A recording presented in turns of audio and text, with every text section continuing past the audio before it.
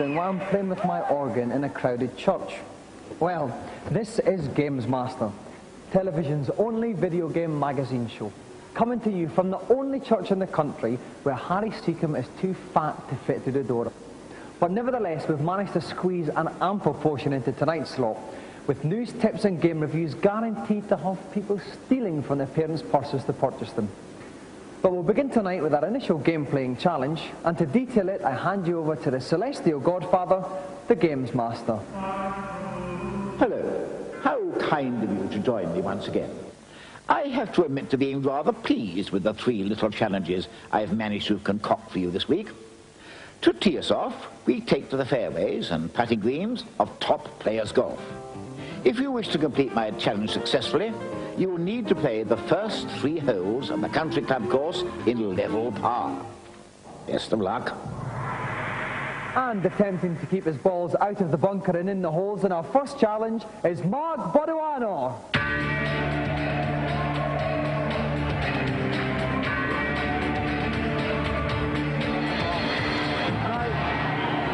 Now Mark, I understand you're a bit of a mean golfer in real life. Well, that's right. I play at Ross and Y Golf Club, and I have a handicap of 4. Right, okay. Now, how do you fancy your chances on the computer equivalent? Prefer to be doing the real thing, but I'll give it a go. Okay, if you'd like to get the feel of your clubs in our hot seat, we'll get ready to tee off. And trying to keep me on the fairway is my own little handicap, Neil West from Sega Power. Welcome, Neil. Thanks very much, Dominic. Now, any general tips you can give Mark? Well, on the Neo Geo, yeah, the golf game's quite tricky. Basically, he's just got to make sure he stays on the fairway. That's the most important thing. And another little piece of advice is don't trust the caddy. They may look very, very pretty, but they often tell you completely the wrong thing. Okay, then. Are you ready, Mark? Yeah. Then go to your caddy who's waiting for you at the first hole. Okay, now on this first hole, he's obviously, what's he going to try and do with his first shot? Okay, well, first of all, he's taking a wise precaution of having a look about the course before he starts, yeah? He's got to set himself up for his shots, and so he'll have worked out that he needs a shot onto the first fairway. Let's see if he's made it. Wax that one. Oh, my dear, he's hooped that a little bit, but it's sneaked very, on the fairway. Onto the fairway. Well, very risky shot, but it's paid off a bit. it has paid off indeed. He's now set up very nicely indeed. Okay, now we're coming up for the second stroke here. Okay, he's using a 4-iron, and he must, right, this meter up here, he's gone for a 100% strength shot, which is quite risky, because he now runs the risk of either slicing or hooking it. Oh, is it going to run on the fairway green? Yes, it's on the green. Oh no, it's gone too far. Oh my word! Just slipped off of the green there into the rough at the side, but nevertheless, quite a good stroke. Almost an excellent shot, very, very good indeed. He's picked himself a sand wedge, a little chip shot. Delicate chip. Oh my word, he was nearly sunk it there. But he's left on the green for his par putt. Okay, he's got to get a par to stay in the running for the challenge. He's got a par each hole, so it looks like he's okay on this one, if he can just sink this putt. And it's in there! He's done it. So now we're going on to the second hole. Quite a tricky, thin little hole, this one, Neil. Yeah, that's right. There's a couple of really nasty bunkers, and if he really takes a swipe and mucks it up, he's going to end up in the sea. He's picked himself a 1-wood, and off he goes. 100% whack. Oh, and he wallops and that it one. looks to be doing okay. What a nice stroke. Couldn't have been much better, could it? Lovely first stroke there from 213 yards. That really is a very good shot. Okay, now he's going to whack it again there. Is he going to stay on? Oh, he may have just over tonight. He may well be going for the bunker here. And just, oh! Just on the rim of the bunker there, Neil. Very dangerous. This guy's got luck on his side. Yeah, 90 yards. The sand wedge would actually do it, yeah? Or he's going for a pitching wedge as it happens. Give him a little bit more lane. That's right, especially when you consider he's in the rough. Right. Nice lofted club. Here we go. This one should sail straight up in the air. Yep, there it goes. You can follow the shadow on the ground. Right. And is it going to creep on the green just about? He might. Oh no, he didn't make it. Oh. It's in the rough. That was bad luck. But again, that was only his 3rd shot, and he's got another 2 to get it in. He's still on course. And to win the challenge, all he has to do is stay on par. That's right. A nice little chip up. Oh my word! It could be going in. Oh! That was a beautiful little shot. And he should be set up here for the par, Neil. He should. If he misses this, he'll never forgive himself. Green slope, uphill to the right. Okay, look at the slope in the bottom left-hand corner. Right. You can see that the green's sloping from bottom left to top right. So a bit more power required. Bit more power. Oh no, and he's missed it. Oh my word. And now he's left himself a dreadful shot to try and get back. This is a very tough shot. Just a little bit too much power in this putter. Yeah. Beginning to feel the pressure, I think. So he really must. But he did it. Right. Okay. Now it leaves it very interesting. contestant because he must have a birdie on this final hole, Neil. So he's really got to get on the green with this opening shot. He certainly has. And he's giving it a thwack. Come on, he could be... Oh, no, it's falling a bit short. Oh, no, he's going to go in the bunker. Now, this is his last stroke, Neil. Basically, he's going to need a miracle from this position. He certainly is. It looks as if the only thing he'll come away with is a dinner date tonight. Okay. Oh, good. Oh, no. Oh, my word, it's got the ones. Oh, no. So that means that Mark has gone over par and his challenge has sadly ended in abject failure. Bad luck, Mark. You started off very well, parred the first hole, but then it seemed to be when you got into the green, your trouble started. The nearer you got to the hole, the more nervous you got. I really couldn't judge the pace of the greens at all, and I've just messed up. Okay, well, we very much enjoyed having you on the show. Have you enjoyed it, Mark? Yes, thanks, Dominic. Okay, a round of applause again for our gallant contestant, Mark Manuano. And while Mark treads back to Ross-on-Wye for a sad stroke or two on his own, we're going to cast our eyes over the latest reviews. This week we take to our TARDISes and have a look at futuristic games. First up on the Amiga, fight through claustrophobic corridors of furious facehuggers in Alien Breed. The scenery is very detailed, a lot of interesting lighting effects, which work quite well. I enjoyed the game, but basically it goes on the same, like shooting the monsters. The same monsters appear all the time. Well, Alien Breed is very atmospheric, but if you're looking for an involved space adventure to blast away at for a while, you're going to be disappointed because it's the same a lot of the time.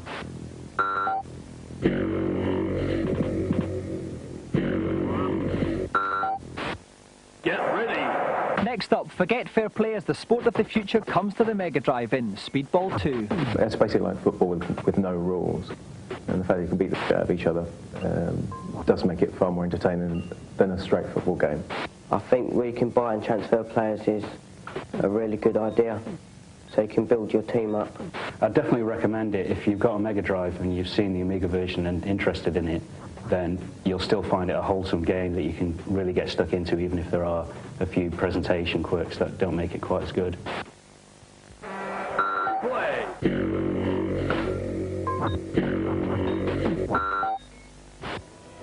Finally, on the PC, take to the stars for some aerial acrobatics in Wing Commander 2. There's a lot of flash presentation and a lot of attempt to create an atmosphere with the graphics. And the thing is, when you get down to it, the graphics is all there is. There's not a lot of depth to the gameplay at all. Looks all very nice, but incredibly boring to play. Very, very dull.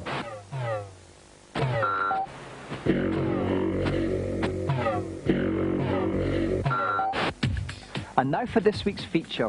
With a cornucopia of new consoles either having just been released or about to hit the scene, console buyers face greater choice than ever before. Over the next few weeks, we'll be finding out whether these machines are the ultimate in gaming fulfillment or simply all mouth and no trousers. Today, Paul Lakin, editor of GameZone magazine, casts his peepers at the Neo Geo. Most consoles claim to have arcade-style, arcade-quality graphics and sound. With the Neo Geo, you've actually got an arcade machine. If you possess your own Neo Geo, you can go and play the game in the arcade, save your game position on a credit card, take it home and continue playing at home. Quite why you'd want to do that, I don't know. The machine itself is very impressive.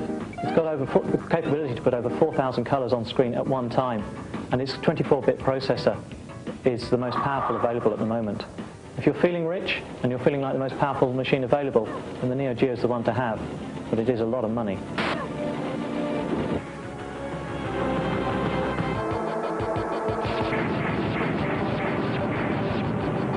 If you'd like more information about anything in the programme, you can call the Gamesmaster Club.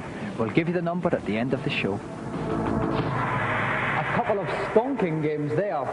Now, about this time every week, I don't half fancy a celebrity challenge. Well, this week is no different. To hear all about it, let's call up Gamesmaster. Nice to see you again. I do hope you enjoyed my last little jaunt. For my second challenge this week, I thought we might take to the piste with Ski or Die. A most amusing little game in which carefree young stunt skiers, or hot doggers as I believe they're called, perform dazzling aerial acrobatics. You will have 3 jumps with which to impress the panel of 6 judges. Marks are awarded for speed, altitude, difficulty of maneuver, and grace. So come out spinning and reach for the skies. Well, our next two competitors are particularly suited to this game. Game players extraordinaire, as well as being masters of the piste. They're also two of the nation's most favourite DJs. From Capital Radio, please flap your hands fervently for Pat Sharp and Mick Brown.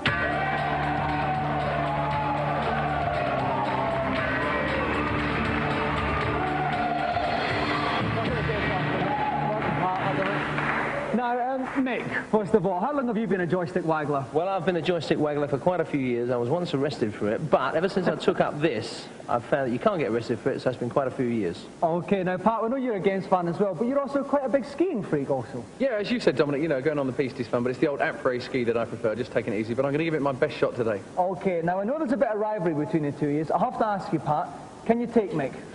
I'll have to ask my wife first. Okay.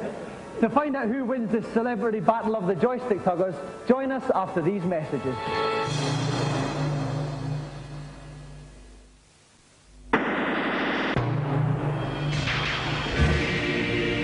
Welcome back. We're getting ready for the battle of the DJs here. Mick Brown against Pat Sharp in an aerial skiing contest. Joining me in my pulpit piste from Computer and Video Games magazine is Tim Boone. Hello, Dominic. Tim, welcome back. Any general tips you could give to our two DJ game players? Sure. The tips I'd give the guys is to waggle the joystick like hell before you actually take off, to get as far off as you can into the atmosphere and do as many loops and back spins and flips as you can. Really impress those judges. Really go for it, basically. Okay, speed, skill and smoothness then, guys. Are you ready? Ready. Okay, Mick, take your first jump.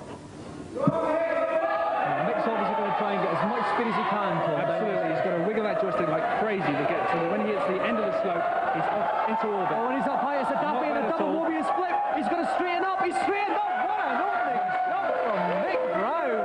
Very, very nice jump indeed. Oh, low to high sixes. What a stunning opening jump. Average 31.9. And now, Mick, take your second jump. Jump out. So he's going to try and build up as much speed as possible. He's coming tearing down there. Off the lip of it. And it's up.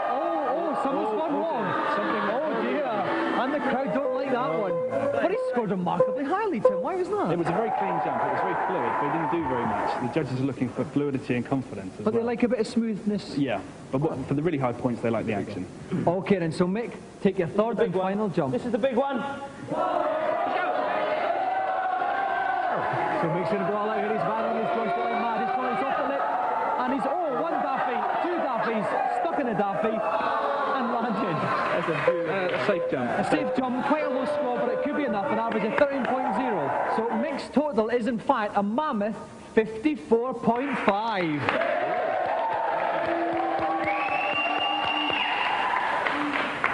Well, Tim, Pat's going to have his work cut out to match that. How would you advise him to take each of his jumps? I think that he should put some points straight down by doing a straightforward jump on the first jump. And if that's successful, really go for it. I'm talking about a triple loop, possibly. Okay, let's see if Pat takes your advice. Pat, when you're ready, take your first jump. And there goes Pat down the slope. He's getting as much speed as he can. He's up the top. He's done one up. He's done one. This could be a big one.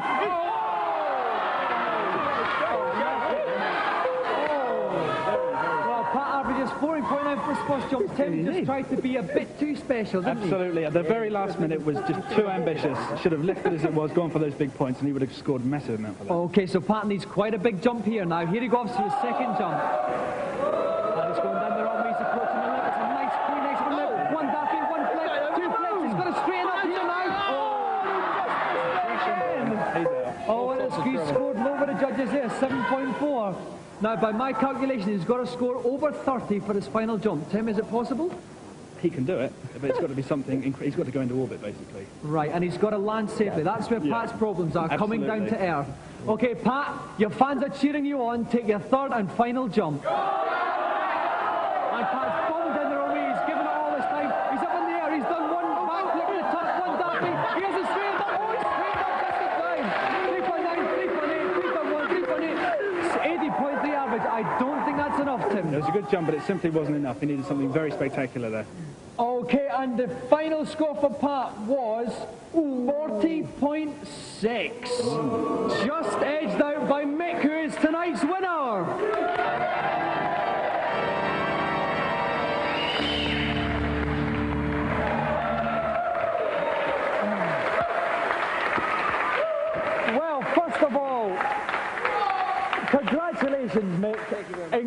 incredibly smooth jump in there. How did you manage to trounce Pat so thoroughly? Well, it was all down to training. You know, I was out at Hampstead Heath the other night, and it all kind of worked well. You know, it was a bit cold, and it was great. It just paid off training. Okay, well now, Pat, you did some very fancy work, but you just seem to be trying to do a bit too much there. Well, my jumping's a bit like my jumper, really, a bit too much, so that's why. I can quite agree with that. Yeah, that's the thing. Well, I'm afraid, Pat, that you've missed out on our star prize, which goes to Mick.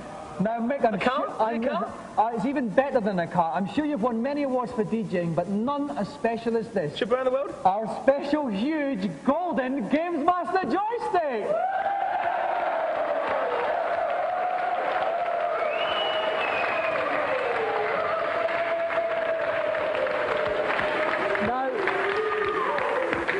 Now, Mick, you can take that home, and I'm sure you could do a lot of damage with something like that. I'm sure it would do a lot of damage to someone, yeah. So I shall gladly accept this on behalf of Capital FM, because I think, well, actually what we'll do, Pat, we'll put this in the Capital Foyer in London so everyone can come up and have a gaggle at my joystick. Okay, great. Another round of applause for Pat Sharp and Mick Brown.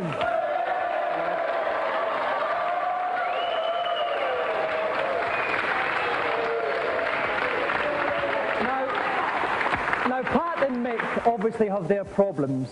We can't help them. However, if you do have a problem on a computer game, send it into Gamesmaster and we'll see what he can do about it in the consultation zone.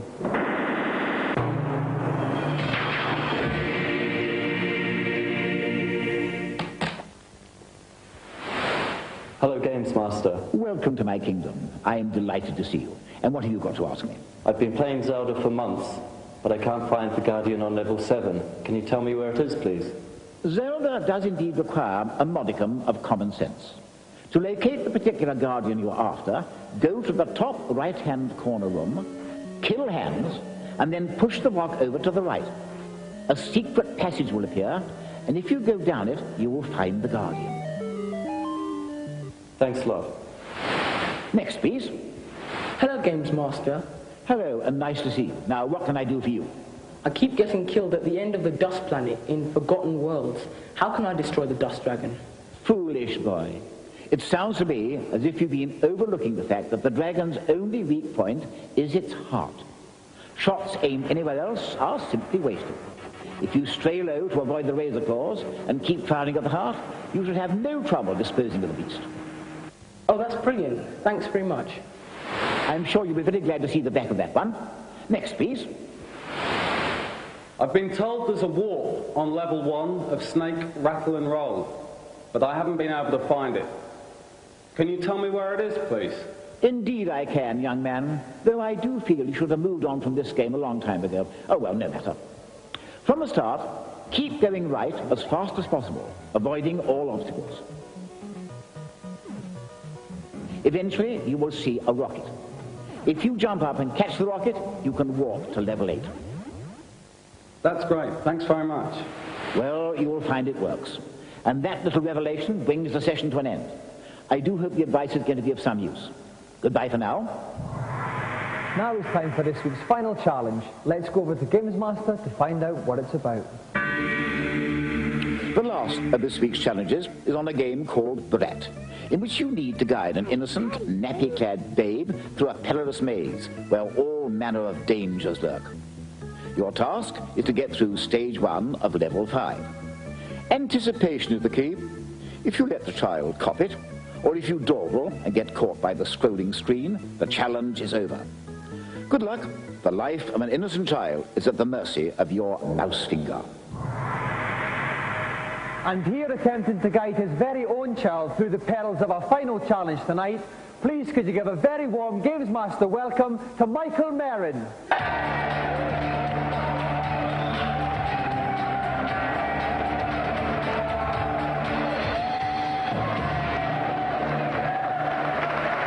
Welcome to Gamesmaster, Michael. Must be here. Now, I think this is an incredibly tough game. Are you confident about it? Just slightly, not very much though. Right, have you been practicing a lot though? For a few days. Okay. If you'd like to go and have a little sit down in our pine hot seat there and we'll get ready to start the game. Sure. Joining me again as co-commentator is the lovely Tom Watson from Renegade. Welcome back, Tom. Evening, Dominic. Tom, what should Michael's general tactics be on Brat? Particularly on this level, what he has to watch out for is the screen scrolling down and knocking the character off. Right, okay, Michael, are you ready? Get guiding that baby. Okay, what's the first obstacle he must overcome here then? Well, the first thing for Mike to watch out for, Dominic, is the shot, which we can see in the bottom right. What he's doing at the moment is he's picking up as many of these items as he can find. He'll need to use a lot of them later on. As you can see, he's put a triangle down there, which will stop the screen from scrolling down. This gives him more time to plan, to put out the items which are going to stop things. He's put some meat in the river. That's taken the shark out for a while. Okay, now he's coming to a crossroads here. How could he go over these gaps here? Oh, he's building them bridges. Yeah, he's building the bridges. You can see at number 5 above the bridge icon in his control panel. That shows how many he can little use. fellow there has had a little prick and he's disappeared. He has indeed. He's gone sailing upwards. Now he just has to watch out now for getting around this. There's a slide coming up, and he's using his dynamite to blow out the bricks. He's got another shark to take out. And is that a submarine he's about to pick up? That's a submarine. He's going to need that a little bit later on. Yes. Okay, so how is he doing now at the game? He's doing pretty well. He's probably about halfway through at the moment. He's stopped on the edge. He's distracted the shark with some meat. Now he's given an instruction to the character to go on further. Right, what's this in the water here? Oh, that's gone as well. Now, how far is he through the game, Tom? He's about halfway down there. I think he's doing extremely well. Picking up items. He's got a bone there. Will that come in useful? The bone will come in useful right at the end of the level. Now he's going to slide down this. He's put a stop token down. He's missed it, and there he goes.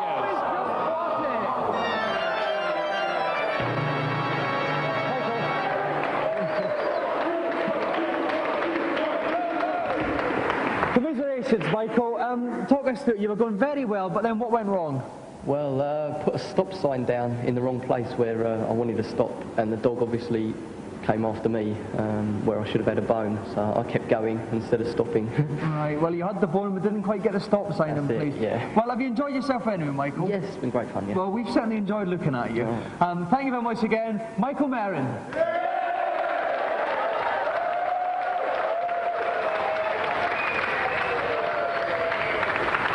So that's it for tonight, but there's a sniff of Darjeeling in the air. So, it's on with the smoking jacket and off to the cloisters. Keep pounding the keyboard and we'll see you in 7 days. Good night.